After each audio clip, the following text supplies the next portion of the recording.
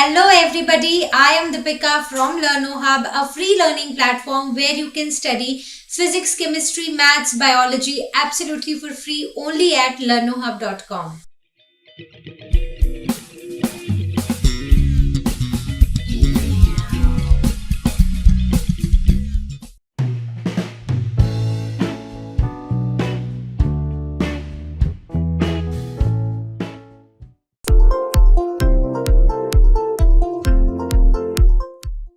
चलिए स्टार्ट करते हैं क्वेश्चन नंबर 1 के साथ। क्वेश्चन नंबर 1 है group the following as nitrogenous bases and nucleosides. तो हमारे पास कुछ ऑप्शंस हैं, adenine, cytidine, thymine, guanosine, uracil and cytosine. तो इनमें से हमें बताना है कि कौन से नाइट्रोजनस बेसिस हैं और कौन से न्यूक्लियोसाइड्स हैं।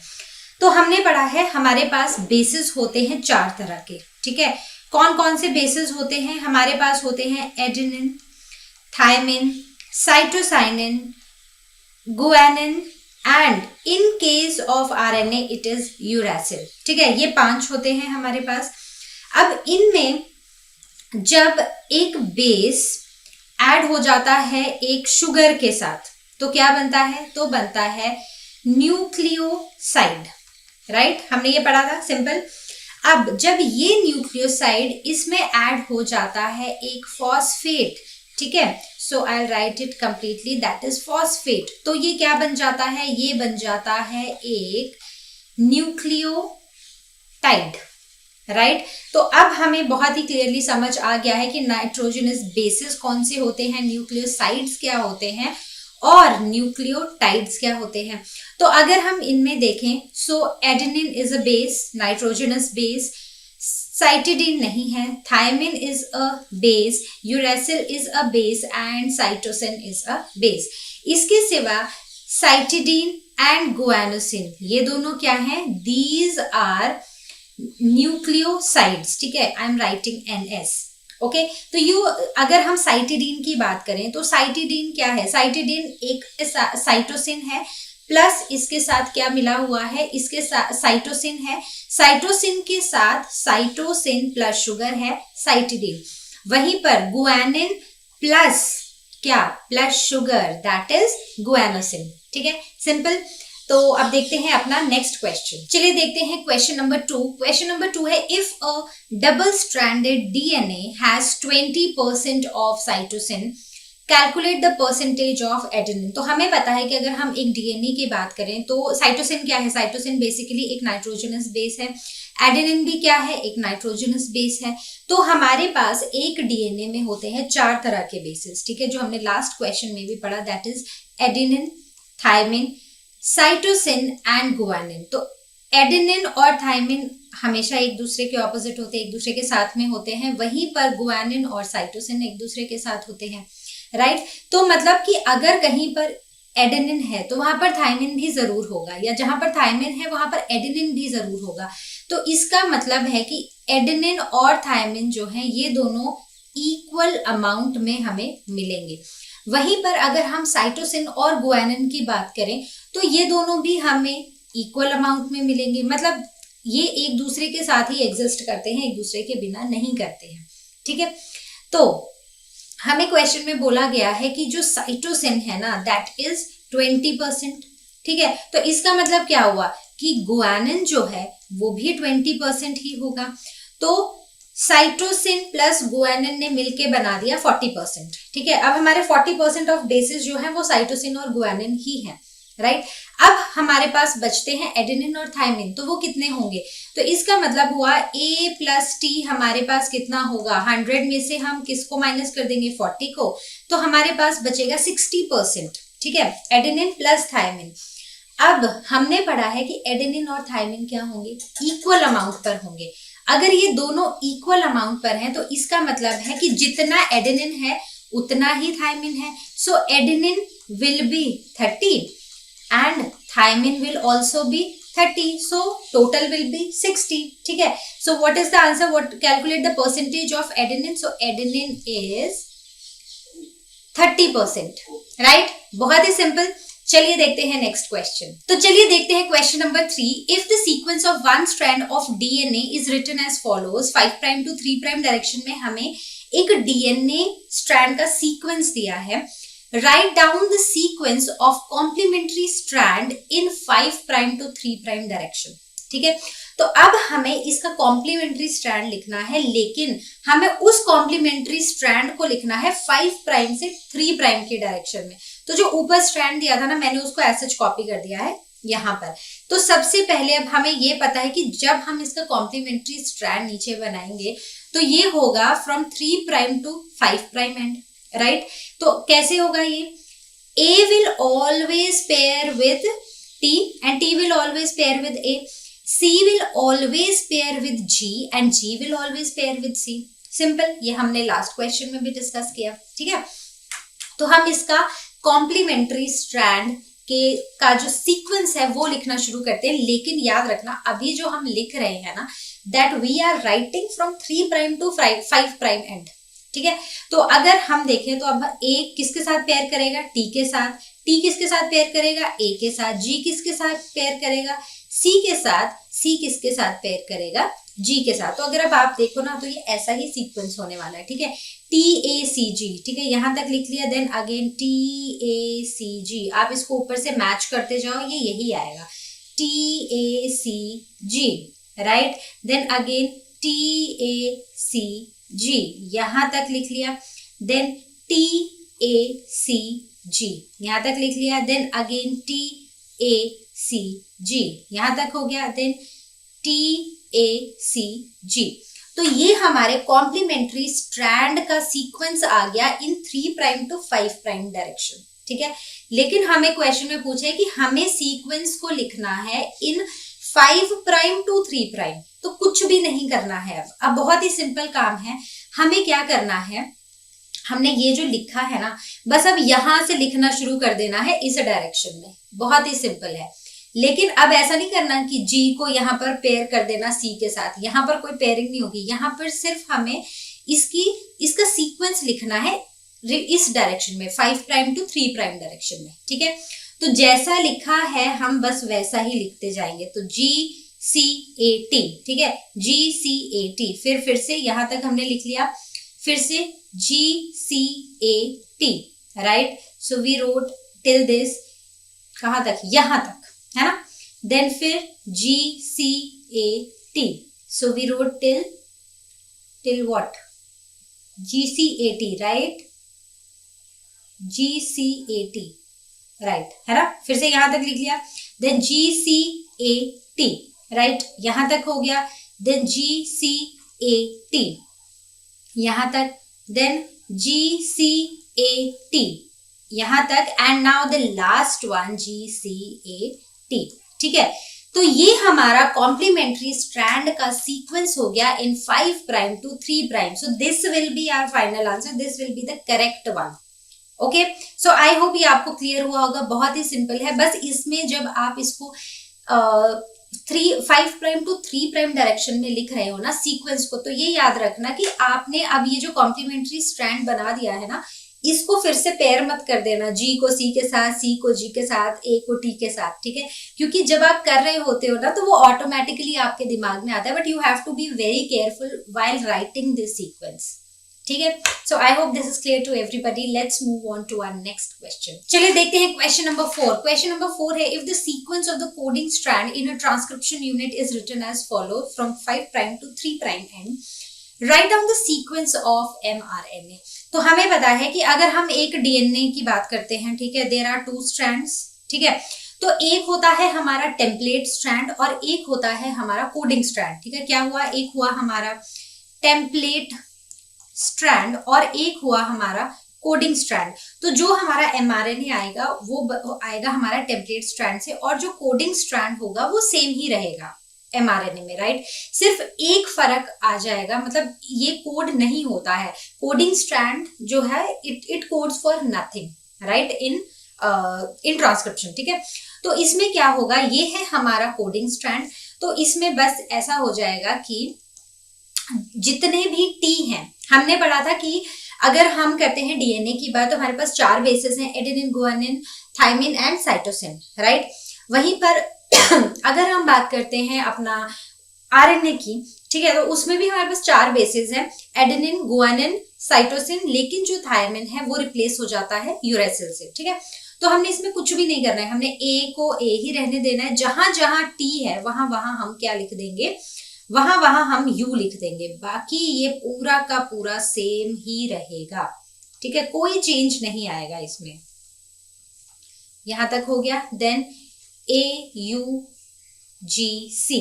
Right, then AUGC, then again AUGC, और ये हो गया हमारा mRNA sequence for this particular coding strand. बहुत ही सिंपल था, बस ये छोटा सा कॉन्सेप्ट है जो आपको दिमाग में रखना है, नहीं तो आप क्या करोगे, इसमें भी सब कुछ उल्टा पुल्टा हो जाएगा हमारा, ठीक है, तो इसमें कुछ उल्टा पुल्टा हमें नहीं करना है। Okay, so I hope this is clear to everybody. Let's move on to our next question. चलिए बात करते हैं क्वेश्चन नंबर 4 की। क्वेश्चन नंबर 4 है, which property of DNA double helix led Watson and Crick to hypothesize semi-conservative mode of DNA replication? Explain. तो हमें पता है कि जो डीएनए की रेप्लिकेशन होती है, तो हमारा जो डीएनए होता है वो कुछ इस तरह होता है, राइट, जो हम ये भी देख सकते हैं।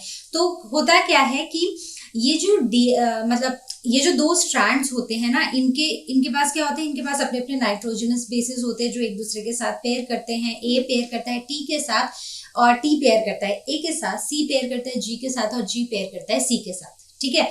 तो ए और टी आपस में पेयर करते हैं, और सी और जी आपस में पेयर करते हैं, राइट। तो ऐसे ही ये दोनों एक दूसरे के पैरेलल चलते हैं।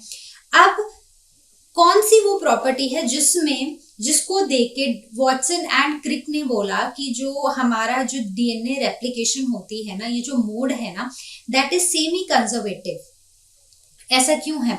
अब हमने सीक्वेंसेस देखे, कैसे ये एक दूसरे के साथ पेयर हो रहे हैं, हमने वो सब देख लिया। अब उसके बाद अगर हम इसको ध्यान से देखेंगे ना, क्या होता है कि सबसे पहले एक जो डीएनए का स्ट्रैंड होता है, मतलब बेसिकली कॉइल्ड जो डीएनए होता है, जो डबल स्ट्रैंड्स होते हैं, वो किसी एक पॉइंट पे अनकॉइल हो जाते हैं। जैसे कि इस पॉइंट पे ये अनकॉइल हो गए हैं, ठीक है, तो सबसे पहले ये अनकॉइलिंग हो जाती है यहाँ, राइट। अब अनकॉइल होने से क्या होता है कि यहाँ पर सिंथेसिस स्टार्ट होती है एक नए डीएनए स्ट्रैंड की। मतलब जो इस तरफ वाला जो एक स्ट्रैंड आया है, ठीक है, ये भी एक टेम्पलेट स्ट्रैंड एक्ट करेगा, इसके साथ क्या बनेंगे, दूसरा स्ट्रैंड बनना शुरू हो जाएगा, राइट। और ये जो दूसरा स्ट्रैंड है ये भी क्या करेगा, ये भी एक टेम्पलेट स्ट्रैंड की तरह बिहेव करेगा, राइट। तो अब अगर हम इसको ध्यान से देखें तो यहाँ पर भी हमारा न्यू क्या बन रहा है, नया डीएनए स्ट्रैंड बन रहा है, यहाँ पर भी डीएनए स्ट्रैंड बन रहा है। अब ये जो डीएनए स्ट्रैंड है, जो पेरेंटल डीएनए स्ट्रैंड है, उसका सीक्वेंस वही रहेगा, कॉम्प्लीमेंट्री सीक्वेंसेस आ जाएंगे। जो न्यू स्ट्रैंड है, या हम जिसको डॉटर स्ट्रैंड बोलेंगे, या न्यूली सिंथेसाइज्ड स्ट्रैंड बोलेंगे, इस तरफ भी वही होगा, ठीक है। तो बेसिकली क्या है कि ये दोनों जो स्ट्रैंड है, ये पेरेंटल स्ट्रैंड और ये डॉटर स्ट्रैंड, ये दोनों एक दूसरे के एंटी पैरेलल हैं और ये कॉम्प्लीमेंट्री हैं, ठीक है, कॉम्प्लीमेंट्री सीक्वेंसेस हैं दोनों तरफ। तो एक तो ये रीजन था, और दूसरा रीजन ये था कि ये जो दोनों हमारे जो नए डीएनए मॉलिक्यूल हमारा बन रहा है, अब ये एक डीएनए मॉलिक्यूल हो गया, राइट, ये एक डीएनए मॉलिक्यूल है, तो इसमें एक पेरेंटल स्ट्रैंड है और एक न्यूली सिंथेसाइज्ड स्ट्रैंड है। तो इसका मतलब है कि आधा जो उसका मॉलिक्यूल है ना, जो वो पेरेंटल स्ट्रैंड है, वो कंजर्व हो रहा है, पिछला ही जो हमारा पेरेंटल स्ट्रैंड है वो पेरेंटल स्ट्रैंड नहीं चेंज हो रहा है। So that is why it is called as a semi conservative mode of DNA replication, right. तो जब भी आपको ये आए तो आपको मेन पॉइंट्स यही मेंशन करने, they are antiparallel and complementary in nature, ठीक है, दोनों स्ट्रैंड्स। और दूसरी चीज है कि जो हमारे एक नया डीएनए मॉलिक्यूल बनता है, उसमें एक पेरेंटल स्ट्रैंड होता है और दूसरा होता है न्यू स्ट्रैंड और द डॉटर स्ट्रैंड और द न्यूली सिंथेसाइज्ड स्ट्रैंड, ठीक है। इसलिए हम बोलते हैं, क्योंकि आधा जो हमारा स्ट्रैंड है ना वो पेरेंटल स्ट्रैंड ही रहता है, इसलिए हम बोलते हैं कि this is a semi conservative mode of DNA replication. So I hope this is clear to everybody.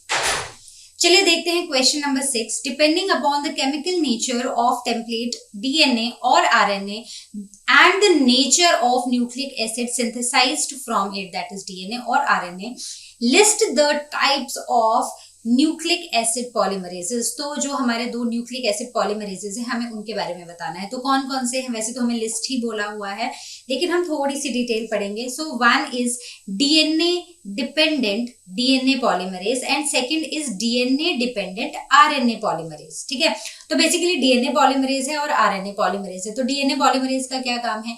वो एक डीएनए से, ठीक है, डीएनए के एक स्ट्रैंड से एक नया डीएनए का स्ट्रैंड बना देता है। ठीक है, so use DNA as a template strand और उससे एक नया डीएनए स्ट्रैंड बना रहा है। तो बेसिकली यहां पर हो रही है रेप्लिकेशन। ठीक है, ये डीएनए पॉलीमरेज हेल्प कर रहा है रेप्लिकेशन में। वहीं पर अगर हम बात करें सेकंड की, दैट इज आरएनए पॉलीमरेज, तो उसमें टेम्पलेट तो हमारा डीएनए है, it uses DNA as a template, लेकिन ये सिंथेसाइज क्या कर रहा है? आरएनए। ठीक है, so basically this RNA polymerase it helps in transcription, right. So I hope ये आपको क्लियर हुआ होगा। बहुत ही सिंपल से दो हमें एंजाइम्स बताने थे और वो हमने बता लिए। ठीक है, तो ये दो बहुत ही इंपॉर्टेंट है। जब भी आप ट्रांसक्रिप्शन का प्रोसेस आपको कोई एक्सप्लेन करने के लिए बोलता है या रेप्लिकेशन बोलता है, तो आपको इन एंजाइम्स के बारे में मेंशन करना बहुत ही जरूरी है। ओके, चलिए देखते हैं नेक्स्ट क्वेश्चन। तो चलिए बच्चों बात करते हैं क्वेश्चन नंबर 7 की। क्वेश्चन नंबर 7 है, how did Hershey and chase differentiate between DNA and protein in their experiment while proving that DNA is a genetic material. तो कैसे हर्शे और चेज ने अपने एक्सपेरिमेंट्स किए थे जिसमें उन्होंने प्रोटीन लिया था, डीएनए लिया था, उनको कैसे डिफरेंशिएट किया था और कैसे उन्होंने ये प्रूव किया कि जो डीएनए है that is the genetic material. ठीक है, तो उन्होंने ये एक्सपेरिमेंट किया था 1952 में। तो ये एक बहुत ही कॉमन सा एक पिक्चर है, डायग्राम है, जो आपने अपनी बुक्स में देखा होगा। तो हम इसी को एक्सप्लेन करेंगे और इसी से हम समझेंगे कि क्या एक्सपेरिमेंट किया था हर्शे एंड चेज ने। तो हर्शे और चेज ने क्या किया? उन्होंने लिए बैक्टीरियोफाजेस। बैक्टीरियोफाजेस क्या होते हैं? क्या ये बैक्टीरिया होते हैं? नहीं, ये होते हैं वायरसेस। ठीक है, ये होते हैं वो वायरसेस जो बैक्टीरिया को इन्फेक्ट करते हैं। तो उन्होंने बहुत सारे बैक्टीरियोफाजेस लिए और दूसरा उन्होंने लिया इकोलाई। ठीक है, उन्होंने इकोलाई बैक्टीरिया लिया, राइट। तो उन्होंने क्या किया कि ये जो बैक्टीरियोफाजेस थे ना, ठीक है, आई विल राइट बीपी, इनको उन्होंने ग्रो किया दो तरह के कल्चर्स में। ठीक है, एक तो हो गया रेडियो एक्टिव फास्फोरस और दूसरा हो गया रेडियो एक्टिव सल्फर। जब इन बैक्टीरियोफाजेस को ग्रो किया गया फास्फोरस में और सल्फर में, तो क्या देखने को मिला कि इसमें वो रेडियो एक्टिव हो गई। ठीक है, इसमें बेसिकली इस केस में डीएनए था जो रेडियो एक्टिव हो गया। ठीक है, जब हमने उसको फास्फोरस रेडियो एक्टिविटी में ग्रो किया। क्यों? क्योंकि डीएनए में फास्फोरस होता है, तो वो जो फास्फोरस था वो रेडियो एक्टिव हो गया। ठीक है, तो इसका डीएनए रेडियो एक्टिव हो गया। वहीं पर अगर हम इसकी बात करें तो इसके केस में जो प्रोटीन था वो हो गया रेडियो एक्टिव। ठीक है, यहाँ मैं डीएनए लिख देती हूँ, यहाँ प्रोटीन। ठीक है, सल्फर के केस में प्रोटीन रेडियो एक्टिव हो गया। अब ये जो रेडियो एक्टिव फास्फोरस और रेडियो एक्टिव सल्फर में जो भी बैक्टीरियोफाजेस ग्रो किए गए थे, इनको हमने क्या किया? सेपरेटली हमने इनको इन्फेक्ट करा दिया इन ई कोलाई सेल्स को। ठीक है, अब जब हमने इन ई कोलाई सेल्स को इन्फेक्ट कराया तो क्या करते हैं ये बैक्टीरियोफाजेस? इनका जो अपना डीएनए होता है ना, डीएनए नहीं हम बोलेंगे इनका जो जेनेटिक मटेरियल होता है ना, इसको वो ट्रांसफर कर देते हैं उस सेल को। ठीक है, वो जो बैक्टीरियल सेल है उसको ये ट्रांसफर कर देते हैं और बैक्टीरिया का सेल समझता है कि ये मेरा ही जेनेटिक मटेरियल है और वो उसको रेप्लिकेट करना शुरू कर देता है। तो अब इनको इकोलाई सेल्स को इन्फेक्ट करा दिया इन बैक्टीरियोफाजेस से। ठीक है, उसके बाद इनको ब्लेंड कराया, अच्छे से ब्लेंडिंग हुई और उससे जेनेटिक मटेरियल पास ऑन हो गया। ठीक है, अब उसके बाद जब एक बार जेनेटिक मटेरियल पास ऑन हो गया, फिर हमने की इन सेंट्रीफ्यूगेशन। सेंट्रीफ्यूगेशन में क्या होता है? डेंसिटी के बेसिस पर जो चीजें हैं ना वो सेपरेट आउट हो जाती है एक दूसरे से। तो जब हमने इसको किया रेडियो एक्टिव फॉस्फोरस के केस में, तो हमने देखा कि जो हमारा सुपरनेटेड था, सुपरनेटेड मतलब जो ऊपर था, ऊपर जो पानी जैसा हम बोले, ठीक है, तो जो ऊपर वाली चीजें थी ना वो रेडियो एक्टिव नहीं थी, ठीक है, वो सिर्फ 5 पार्टिकल्स थे, वो लाइटर थे, इसलिए वो सुपरनेटेड में आ गए और वो बिल्कुल भी रेडियो एक्टिव नहीं थे। लेकिन जो वहां पर ई कोलाई के सेल्स थे वो रेडियो एक्टिव थे। वहीं पर हमने सल्फर के केस में देखा, रेडियो एक्टिव सल्फर के केस में हमने देखा कि जब सेंट्रीफ्यूगेशन हुई तो जो हमारा सुपरनेटेंट आया ना वो रेडियो एक्टिव था, ठीक है। वहीं पर जो हमारा सेल्स थे, हमारे ई कोलाई के सेल्स थे, वो रेडियो एक्टिव नहीं थे, ठीक है। फॉस्फोरस के केस में क्या ट्रांसफर हुआ था, डीएनए ट्रांसफर हुआ था। सल्फर के केस में भी डीएनए ही ट्रांसफर हुआ था, लेकिन फॉस्फोरस के केस में क्या हुआ था कि जो जेनेटिक मटेरियल है, ठीक है, वो मतलब जो डीएनए था वो रेडियो एक्टिव हुआ था और वहीं पर सल्फर के केस में प्रोटीन रेडियो एक्टिव हो गया था। तो इसका क्या मतलब हुआ, हमारे जो ई कोलाई के सेल्स है ना वो फॉस्फोरस के केस में रेडियो एक्टिव हुए और फॉस्फोरस में डीएनए रेडियो एक्टिव हुआ था। तो इसका मतलब है कि डीएनए पास ऑन होता है लेकिन प्रोटीन्स पास ऑन नहीं होते हैं, ठीक है। So this concluded that DNA is the genetic material not the protein, क्योंकि डीएनए पास ऑन हुआ सेल्स में ना कि प्रोटीन, ठीक है। प्रोटीन अपने बैक्टीरियोफाज सेल के साथ ही चला गया, राइट, और वो सुपरनेटेंट रेडियो एक्टिव हो गया, लेकिन सेल हमारे रेडियो एक्टिव नहीं हुए। तो आई होप ये आपको क्लियर हुआ होगा। बहुत ही सिंपल एक्सपेरिमेंट है, आपने बहुत बार पढ़ा है, अपनी बुक में एक बार फिर से पढ़ना और इसी तरह से आई वुड सजेस्ट कि आप एक छोटा सा फ्लो चार्ट बना लेना, राइट। तो उससे क्या होगा ना, जब आप रिवाइज करोगे ना तो आपके लिए बहुत ही इंटरेस्टिंग होगा, ठीक है। तो इंपॉर्टेंट पॉइंट्स जरूर मेंशन करना उस फ्लो चार्ट में। तो आई होप ये क्लियर हुआ होगा। अब हम देखेंगे अपना नेक्स्ट क्वेश्चन। चलिए बात करते हैं क्वेश्चन नंबर 8 की। क्वेश्चन नंबर 8 है डिफरेंशिएट बिटवीन द फॉलोइंग। सबसे पहले है repetitive DNA and satellite, then messenger RNA and tRNA, then template and coding strand. तो सबसे पहले हम पढ़ेंगे रेपिटेटिव डीएनए और सैटेलाइट डीएनए का। तो बेसिकली अगर हम रेपिटेटिव डीएनए की बात करें तो जैसे कि ये वर्ड है कुछ रिपीट हो रहा है, तो डीएनए में क्या रिपीट होगा, डीएनए में सीधे सी बात है कि डीएनए सीक्वेंस ही रिपीट होंगे, right. So DNA sequences containing small segments that are repeated multiple times, मतलब कुछ small segments हैं डीएनए के जो बार बार रिपीट हो रहे हैं। वहीं पर अगर हम सैटेलाइट डीएनए की बात करते हैं तो ये एक तरह का रेपिटेटिव डीएनए ही होता है जिसमें जो डीएनए सीक्वेंस होते हैं ना उनकी बहुत ही ज्यादा रेपिटेशन होती है, ठीक है। तो बेसिकली सैटेलाइट डीएनए क्या है, ये एक रेपिटेटिव डीएनए ही है, लेकिन इसमें जो वो स्मॉल सेगमेंट्स की रेपिटेशन है ना वो बहुत ज्यादा है, राइट। तो बस इतना सा ही डिफरेंस है इन दोनों में। उसके बाद आता है हमारा messenger RNA and tRNA. MRNA मतलब मैसेंजर आरएनए, टीआरएनए मतलब ट्रांसफर आरएनए, ठीक है। तो मैसेंजर आरएनए क्या होता है, ये एक ऐसे लीनियर सा स्ट्रक्चर होता है जिसके ऊपर हमारे बेसिस होते हैं, ठीक है। तो जब ट्रांसक्रिप्शन होगी तो ये टेम्पलेट स्ट्रैंड एक्ट करेगा, ठीक है। इसी स्ट्रैंड के बेसिस पर हमारे क्या बनेंगे, हमारे नेक्स्ट स्ट्रैंड बनेगा और फिर हमारे प्रोटीन्स बनेंगे उसके बाद। वहीं पर अगर हम टीआरएनए की बात करें तो टीआरएनए एक लीफ लाइक स्ट्रक्चर होता है, वो हमने एक जैसे टी जैसा स्ट्रक्चर पढ़ा था ना, एल शेप का स्ट्रक्चर पढ़ा था, बस ये वैसा होता है। ये एक अडेप्टर मॉलिक्यूल होता है, इसका काम होता है कि अमाइनो एसिड्स को लाना मैसेंजर आरएनए पे और प्रोटीन्स की सिंथेसिस करना, पॉलीपेप्टाइड चेन बनाना, ठीक है। अमाइनो एसिड्स को लाना और पॉलीपेप्टाइड चेन बनाने में हेल्प करना, इसीलिए इसको बोलते हैं ट्रांसफर आरएनए, ठीक है।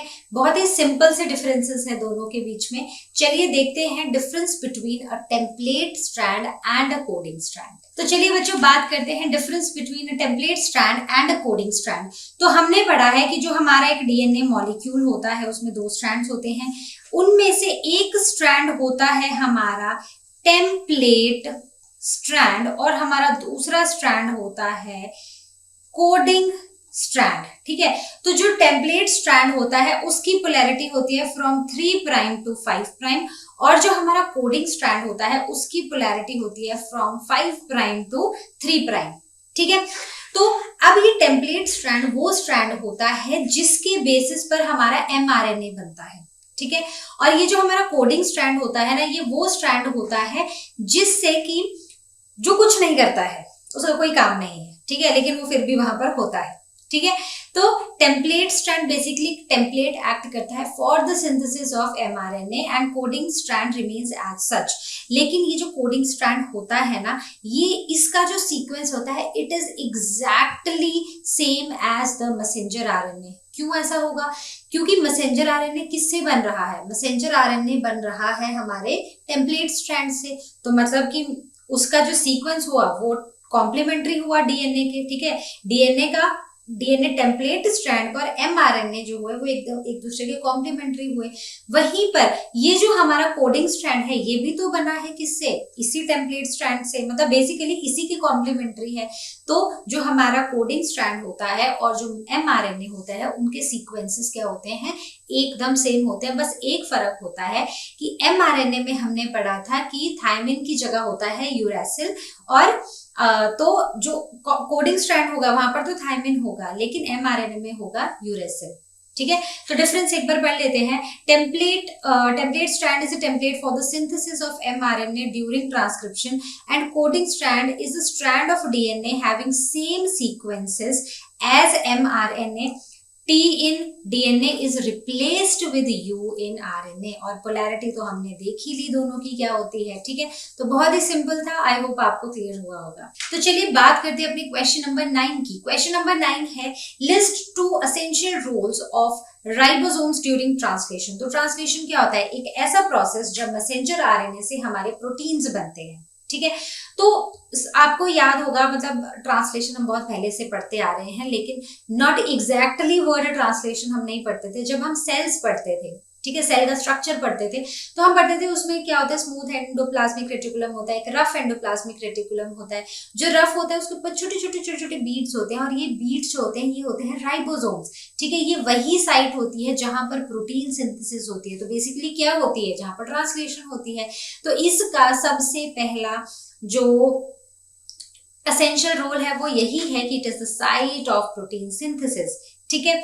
एंड इसके पास 2 सब यूनिट्स होते हैं, एक बड़ा होता है और एक ये छोटा होता है। बड़े में आके हमारे जो चार्ज्ड टीआरएनए होते हैं, ट्रांसफर आरएनए होते हैं, वो बाइंड करते हैं और वो फर्दर मूव करते जाते हैं और पीछे से पॉलीपेप्टाइड चेन बनती जाती है।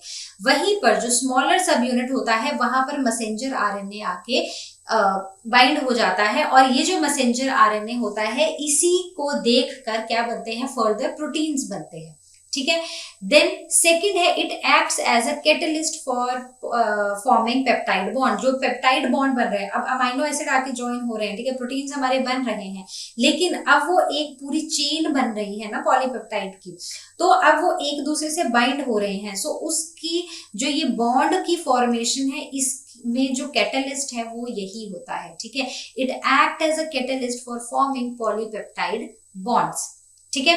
तो ये जो कैटलिस्ट होता है ये होता है राइबोजाइम, ठीक है। So I hope this is clear to everybody.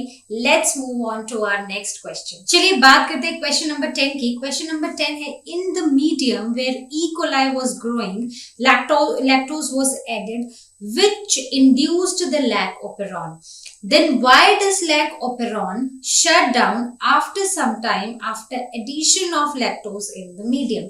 तो हमने पढ़ा है, हमने लैक ओपेरॉन पढ़ा था। तो लैक ओपेरॉन का एक बहुत ही फेमस सा एक डायग्राम है जिसके थ्रू हम लैक ओपेरॉन को समझते हैं, और वो है कुछ ये, ठीक है। तो इसको हम इसमें कुछ ऐसा होता है, ठीक है। इसको ऐसे याद रखना, जब आपको ये बनाना होगा ना तो ये सारी चीजें जो डालनी है वो पिपो ZY याद रखना इसको। तो इसमें क्या होता है कि हमारा ये जो P है ना ये प्रमोटर है, ठीक है, ये प्रमोटर रीजन है। बेसिकली ये वो रीजन है जहां पर आके हमारा mRNA बाइंड करता है, ठीक है। और ये जो Z, Y और A हैं ये वो रीजन्स हैं जहां पर स्ट्रक्चरल जीन्स होते हैं, और ये स्ट्रक्चरल जीन्स क्या करते हैं? mRNA बनाते हैं और उससे बनता है हमारा प्रोटीन। तो Z से हमारा बनता है बीटो गैलेक्टोसाइडेज, Y से बनता है परमेज और A से बनता है ट्रांस एसिटाइलेज, ठीक है।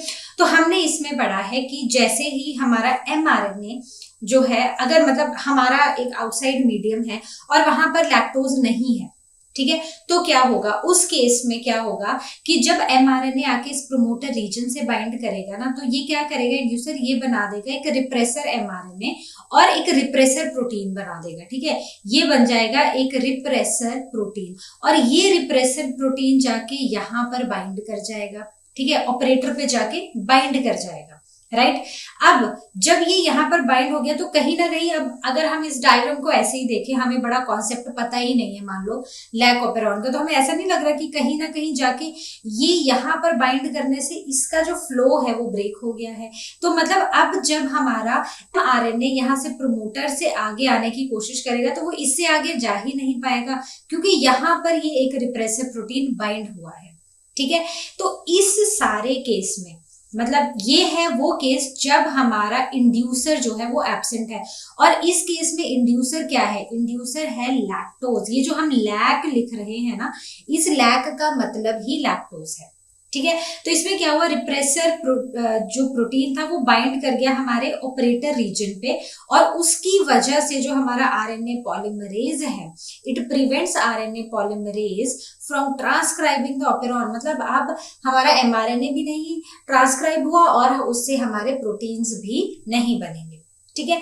अब दूसरा केस आता है जब हमारा जो मीडियम है, ठीक है, उस मीडियम में अब हमारे पास लैक्टोज है। अब लैक्टोज क्या है, लैक्टोज है हमारा इंड्यूसर, ठीक है।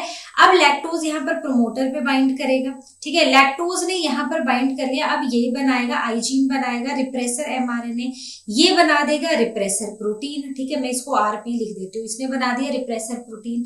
अब ये जो रिप्रेसर प्रोटीन है ये यहाँ पर जाके बाइंड नहीं कर पाएगा। क्यों नहीं कर पाएगा, क्योंकि इस मीडियम में है हमारे पास लैक्टोज, और ये जो लैक्टोज है ये यहाँ पर कन्वर्ट हो जाएगा एलो लैक्टोज में, और ये एलो लैक्टोज इस रिप्रेसर प्रोटीन को क्या कर देगा, इनएक्टिवेट कर देगा, जो कि लैक्टोज ना होने की वजह से एक्टिव रहता है, लेकिन जैसे ही लैक्टोज आता है ये इनएक्टिव हो जाता है। अब ये इनएक्टिव हो गया, ठीक है, ये रिप्रेसर जो है ये हमारा इनएक्टिव हो गया, ठीक है, इंड्यूसर ने इसको इनएक्टिव कर दिया।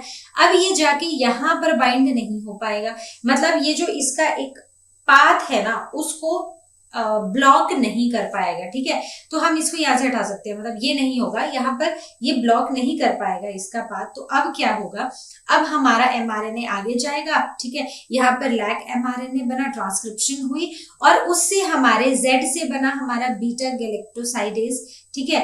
ये बहुत ही पास पास लिख दिए गए हैं, ये अलग अलग हैं, ठीक है।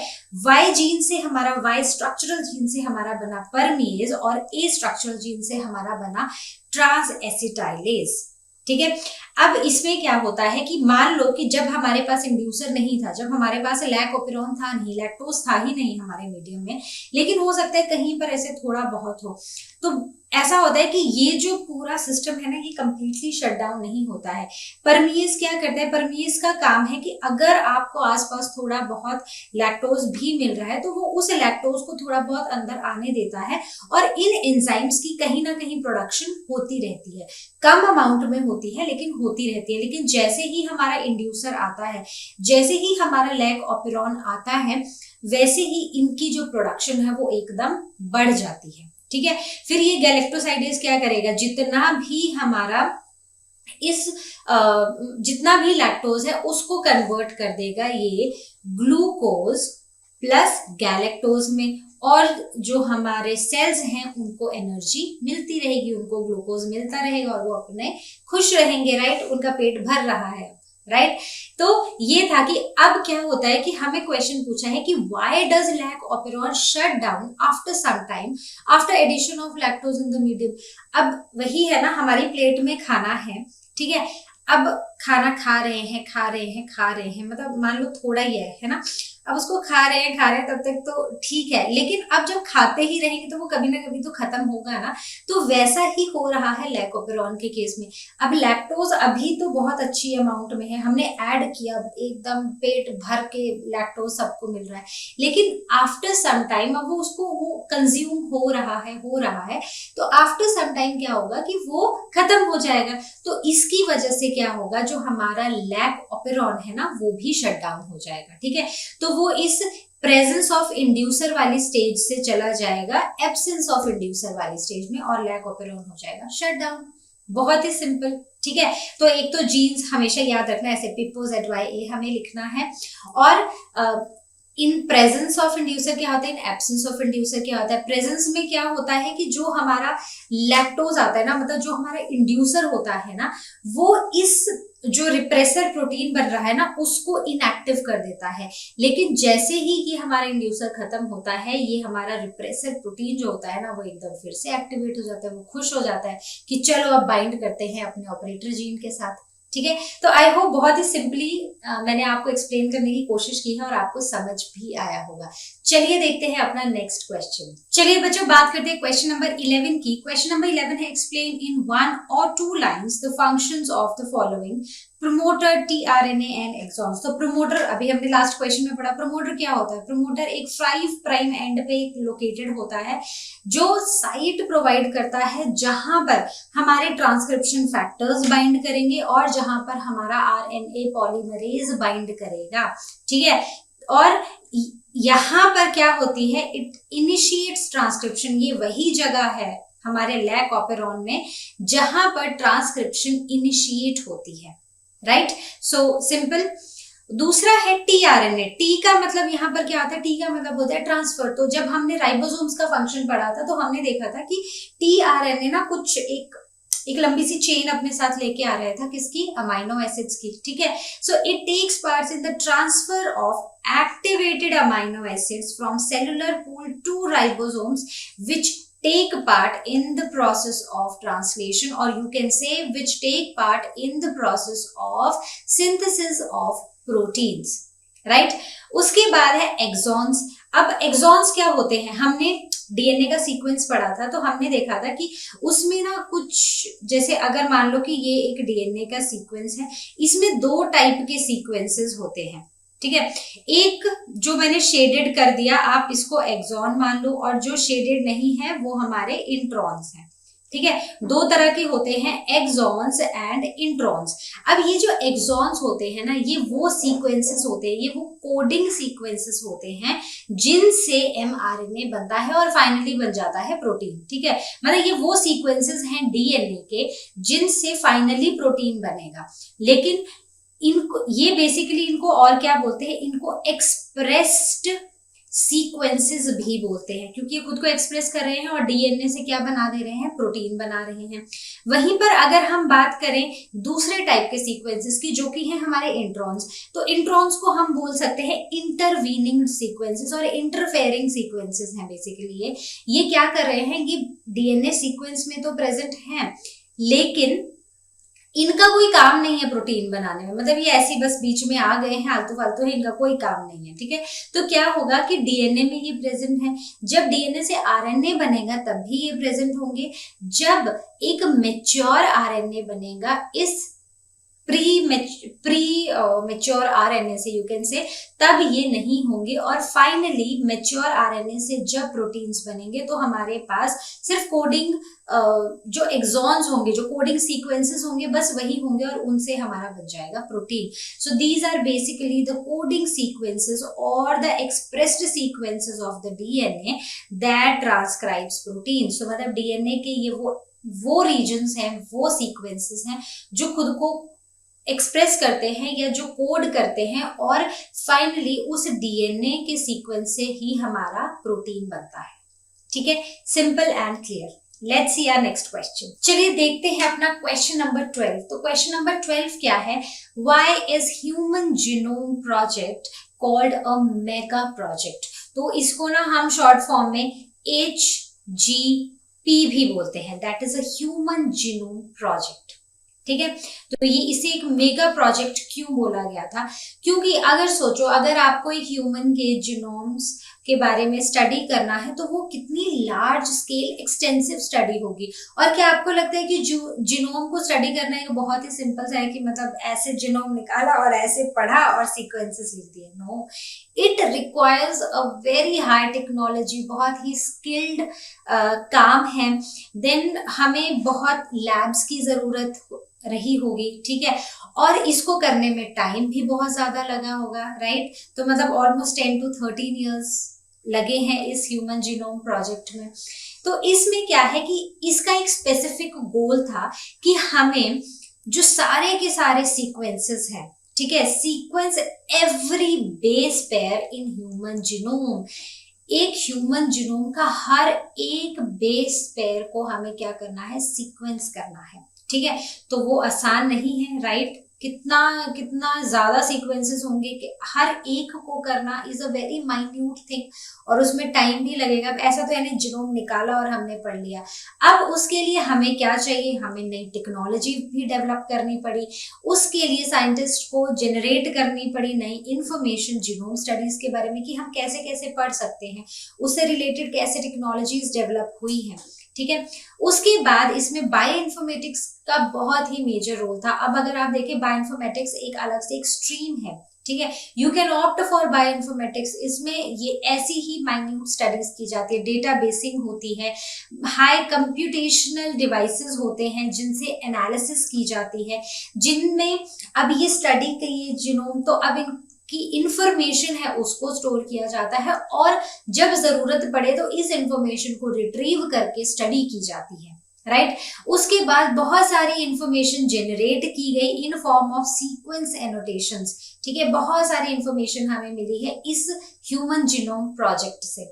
उसके बाद एक्सपेरिमेंट्स जो हुए, अब ऐसा तो नहीं है एक ये छोटी सी लैब है यहीं पर सब कुछ हो रहा है।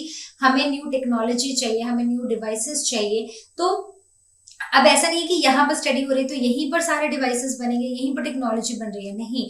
बहुत सारी लैब्स ने कोलैबोरेट किया, कोऑर्डिनेट किया एक दूसरे से। ये एक कोऑर्डिनेटेड एफर्ट था जिससे कि एक्सटेंसिव स्केल पे ये एक्सपेरिमेंट्स किए गए। So can you imagine how big is this project. कितनी सारी स्टडी हुई है, कितना storage, retrieval of information and analysis की गई है, और बहुत सारी लैब्स ने आपस में कोऑर्डिनेट करके it took many years to complete this project. That is why it is called as a mega project, right. एक बहुत बड़ा सा प्रोजेक्ट, ठीक है। तो चलिए देखते हैं अपना नेक्स्ट क्वेश्चन। तो चलिए देखते हैं question number 13। What is DNA fingerprinting. तो डीएनए फिंगरप्रिंटिंग क्या है एंड मेंशन इट्स एप्लीकेशंस।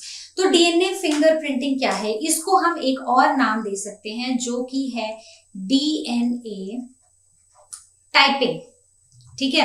तो हमें पता है कि हर एक जो इंडिविजुअल है ना, उसका जो डीएनए होता है ना, वो कुछ ऐसे सीक्वेंसेस होते हैं जो यूनिक होते हैं, और उनकी जो मैचिंग होती है ना, वो किसी एक इंडिविजुअल से हो सकती है।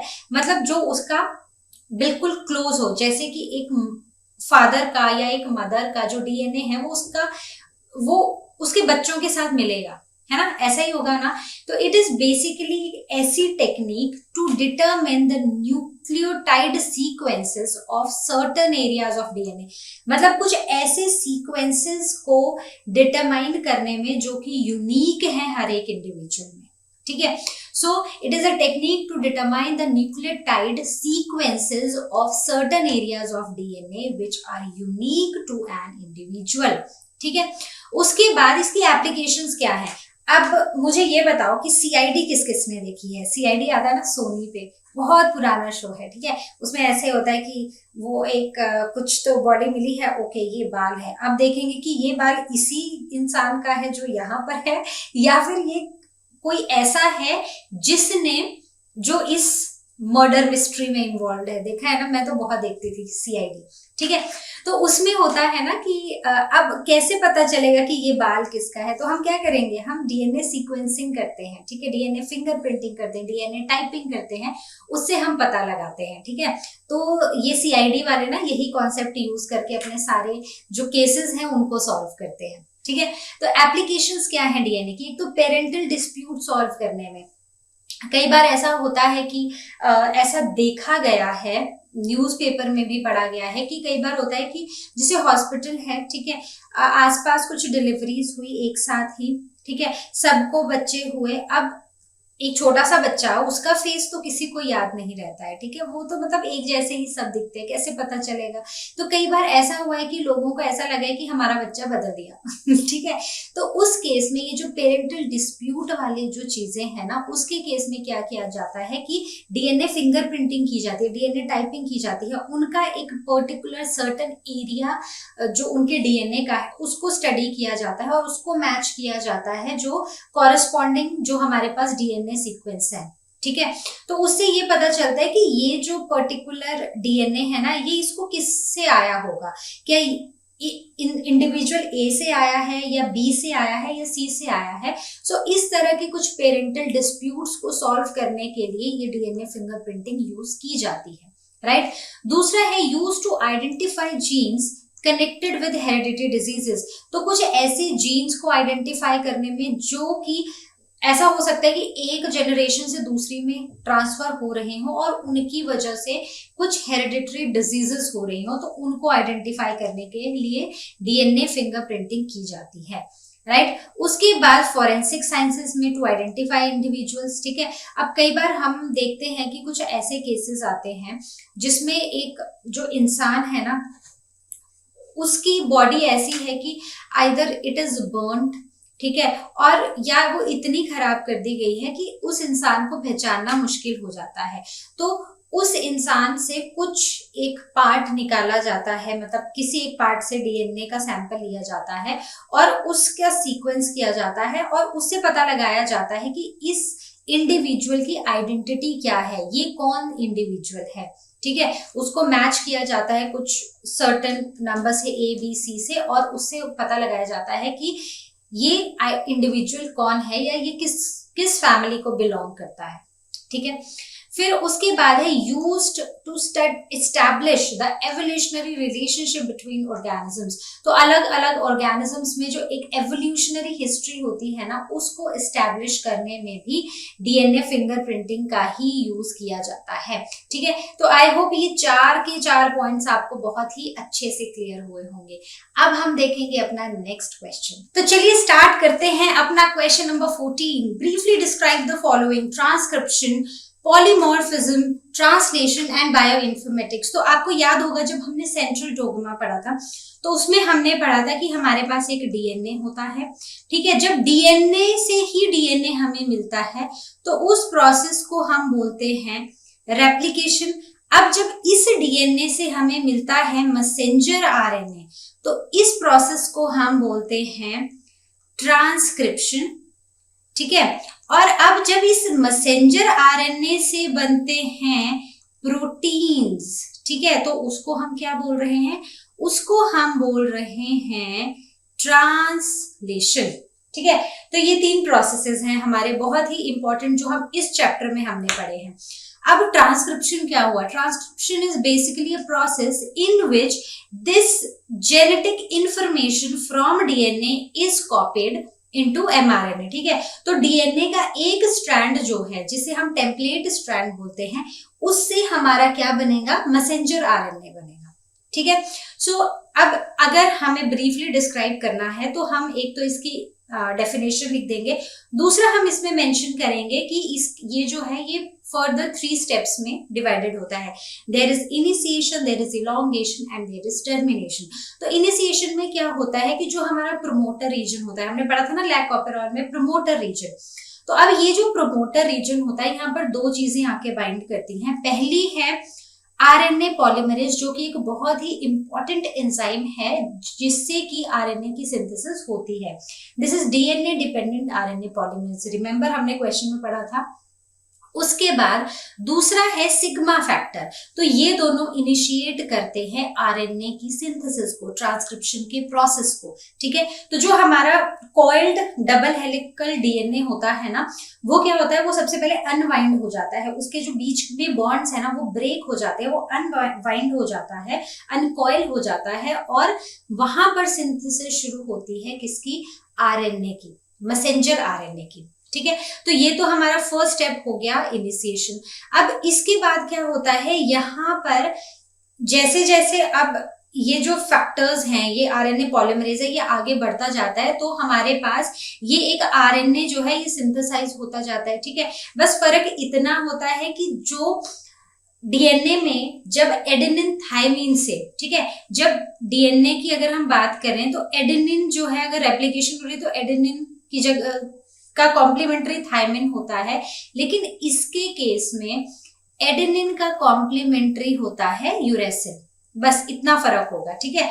तो ये चेन जो है ये बढ़ती जाएगी, ठीक है। आरएनए पॉलीमरेज आगे बढ़ता जाएगा, नए नए जो मॉलिक्यूल्स हैं, मतलब जो बेसिस हैं वो ऐड होते जाएंगे, और इसके साथ में होती रहती है प्रूफ रीडिंग, ठीक है। प्रूफ रीडिंग मतलब कि अगर कहीं पीछे से आते हुए हो सकता है कि ए के साथ यू आना था और वहां सी आ गया, तो वो एक गलत बेस आ गया, उसकी वजह से हमारे पूरे अमाइनो एसिड के सीक्वेंस में फर्क पड़ सकता है और उससे ही बॉडी में बहुत सारी डिजीजेस आ सकती हैं, राइट। तो वो प्रूफ रीडिंग भी पीछे से होती आती है। उसके बाद ये हो गया हमारा सेकंड स्टेप। अब थर्ड स्टेप में क्या होता है कि एक जैसे जैसे हमारा ये फैक्टर्स आगे बढ़ रहे हैं, हमारा एंजाइम आगे बढ़ रहा है, तो आगे जाके हमें मिलता है एक रो फैक्टर। ये आरएनए पॉलीमरेज के साथ बाइंड हो जाता है और उसी जगह पर आरएनए की सिंथेसिस जो है वो स्टॉप हो जाती है और ये आरएनए जो है इस डीएनए टेम्पलेट से अलग हो जाता है और हमें मिल जाता है एक आरएनए, एक मैसेंजर आरएनए, ठीक है। तो यही थी पूरी डिस्क्रिप्शन। जब अगर आपको कभी भी ब्रीफली डिस्क्राइब करने को बोला जाए ट्रांसक्रिप्शन को, तो एक तो आप डेफिनेशन लिखोगे, उसके बाद आप इन 3 स्टेप्स को ब्रीफली डिस्क्राइब करोगे, और बेस्ट होगा कि अगर आप ये छोटा सा एक डायग्राम बना दो, ठीक है। चलिए देखते हैं अपना सेकेंड पार्ट जो कि है पॉलीमॉर्फिज्म। पॉलीमॉर्फिज्म क्या होता है, चलिए बात करते हैं बी पार्ट की। बी पार्ट है पॉलीमॉर्फिज्म। पॉलीमॉर्फिज्म क्या होता है, ये एक स्पेशल तरह की क्या होती है, जेनेटिक वेरिएशन होती है किसी न्यूक्लियोटाइड सीक्वेंस में, ठीक है।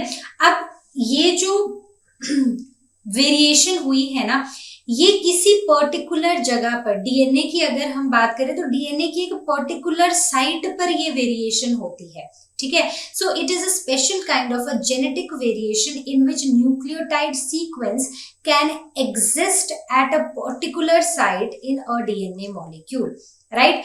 अब ये जो पॉलीमॉर्फिज्म होता है ये एक हेरिटेबल म्यूटेशन है, मतलब अब ऐसी तरह की जो वेरिएशन है, मतलब कि जहां पर कोई एक पर्टिकुलर जगह है डीएनए में जहां पर म्यूटेशन हो गई है बेसिस में, ठीक है, जीन्स में म्यूटेशन हो गई है, डीएनए का जो मॉलिक्यूल है, डीएनए का जो सीक्वेंस है वो बदल गया है, ठीक है।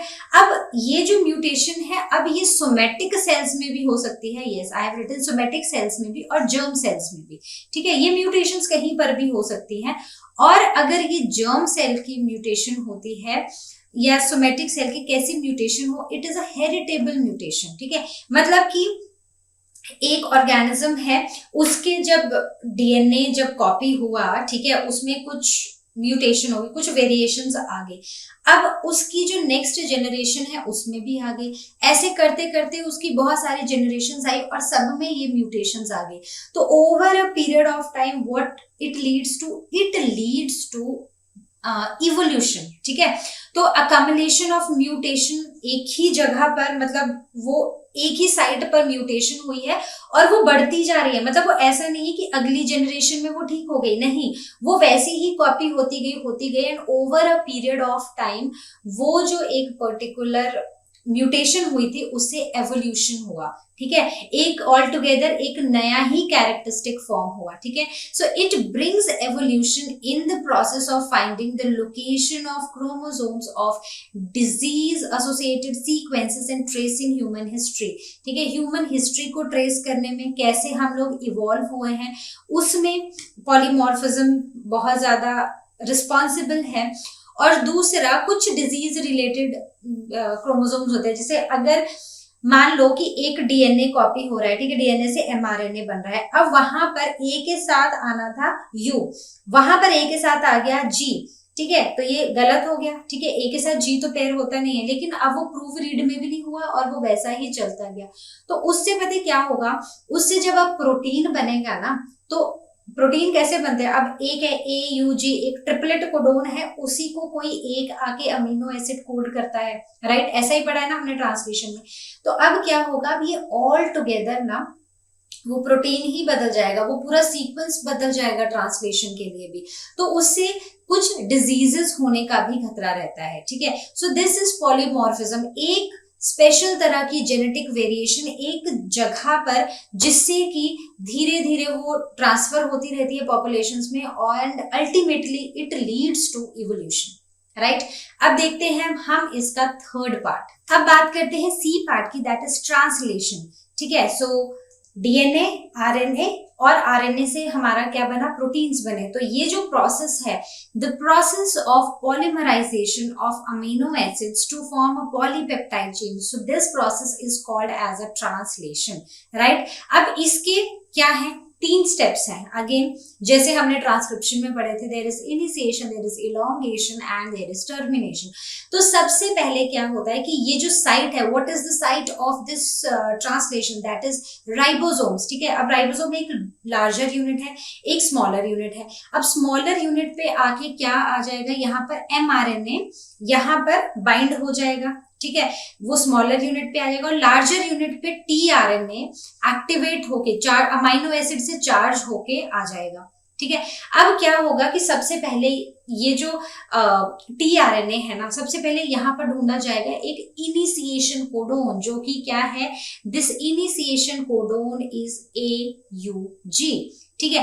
अब AUG आया, सबसे पहले tRNA AUG रिकॉग्नाइज किया अपने मैसेंजर RNA पे, और उसके कॉम्प्लीमेंट्री वो क्या लेकर आया, tRNA का अमीनो एसिड का सीक्वेंस, ठीक है। tRNA बाइंड हुआ, उसके साथ उसका जो अमीनो एसिड है वो भी साथ में आके बाइंड हुआ। तो ऐसे ही अब क्या होगा, ये तो इनिशिएट होगी हमारी ट्रांसलेशन। इसके बाद आएगा इलोंगेशन। इलोंगेशन में क्या होगा कि एक अमीनो एसिड जुड़ा, अब नेक्स्ट tRNA आके आगे बाइंड हुआ और उसने नेक्स्ट अमीनो एसिड जोड़ा। ऐसे करते करते ये इतने सारे अमीनो एसिड्स जो हैं ये एक चेन बनती जाती है, ठीक है। एक के बाद एक अमीनो एसिड जुड़ता जाता है और ये एक पॉलीपेप्टाइड चेन बनती जाती है। सो दिस प्रोसेस इज इलोंगेशन। उसके बाद है टर्मिनेशन। अब एक पॉइंट ऐसा आता है जब यहाँ पर इस tRNA को कुछ टर्मिनेटिंग कोडोन्स मिल जाते हैं, जैसे UAG, UAA और एक होता है UGA, ठीक है। तो 3 तरह के टर्मिनेटिंग कोडोन होते हैं हमारे पास।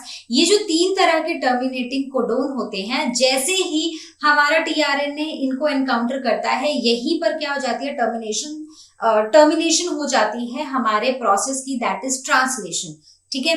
तो अब जब आपको ट्रांसलेशन पे कुछ भी ब्रीफली डिस्क्राइब करने को आए तो आप क्या करोगे, आप इसकी क्या लिखोगे, सबसे पहले आप लिखोगे कि इसका डेफिनेशन क्या है, then you will write the site, कहां पर ये होता है। उसके बाद आप इन शॉर्ट ये तीनों स्टेप्स को एक्सप्लेन करोगे अलोंग विद दिस डायग्राम, ठीक है। तो बहुत ही सिंपल था। अब हम देखते हैं इसका last part, that is bio informatics. तो चलिए बात करते हैं अपने लास्ट पार्ट की, that is bio informatics. Bio informatics क्या है, एक एप्लीकेशन है कंप्यूटेशनल और स्टैटिस्टिकल टेक्निक्स की। मतलब यहाँ पर कहीं ना कहीं कंप्यूटर साइंस की भी नॉलेज हम यूज कर रहे हैं और यहीं पर हमें हमारी इंफॉर्मेशन टेक्नोलॉजी भी यूज हो रही है, और इसकी ये एक एप्लीकेशन है जिसकी मदद से हम मॉलिक्यूलर बायोलॉजी की में और चीजें मतलब पढ़ते हैं, ठीक है। So it was developed after the completion of human genome project. तो ठीक है, हमने ह्यूमन जीनोम प्रोजेक्ट पढ़ा था जिसमें कि हमने बहुत सारे ह्यूमन के जीनोम की स्टडी की थी, ठीक है। अब स्टडी कर लिया, अब स्टडी करके ऐसा तो नहीं है कि एक बार हमने उसको पढ़ा अब हमने उसको जाने दिया, ठीक है।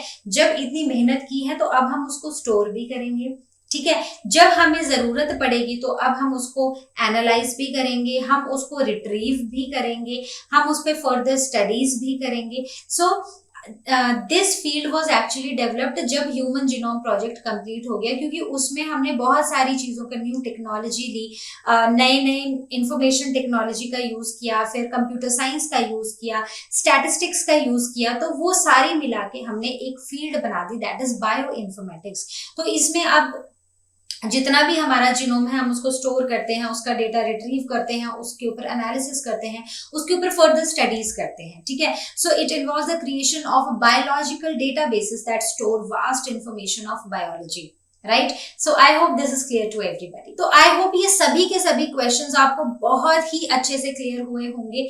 अब हम मिलेंगे अपनी नेक्स्ट वीडियो में, और तब तक जैसा कि आप जानते हैं लर्नो हब फ्री है पर बेस्ट है।